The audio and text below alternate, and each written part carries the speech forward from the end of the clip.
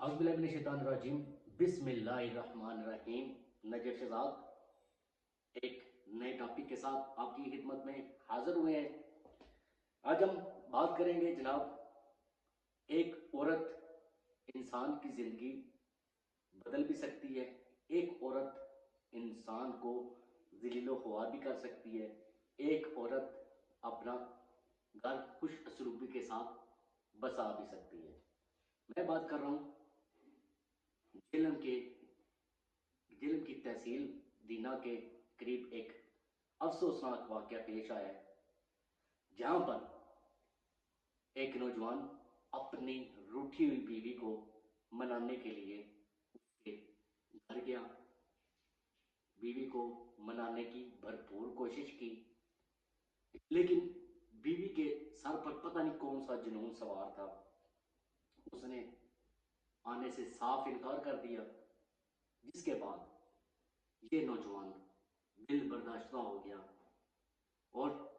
اس نے ٹھان لی کہ اب میں نے اپنی زندگی کا خاتمہ کر لینا ہے۔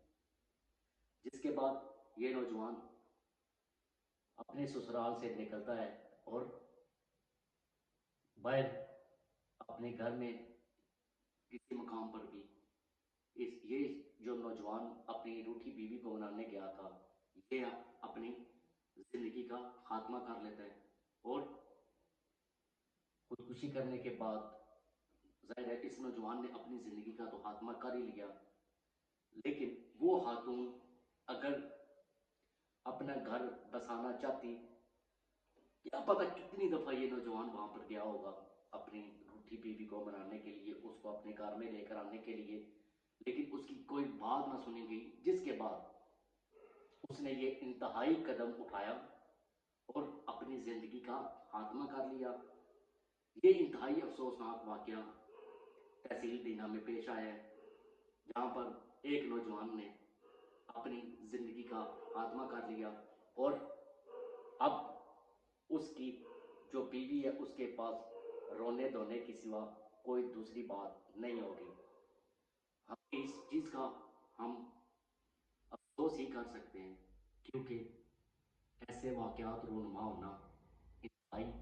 تکلیف دہ افسوسناک ہیں۔ امید کرتے ہیں کہ آئندہ سے کوئی خاتون اگر وہ روٹھ کے گئی ہے تو خدا را ہم ریکویسٹ کرتے ہیں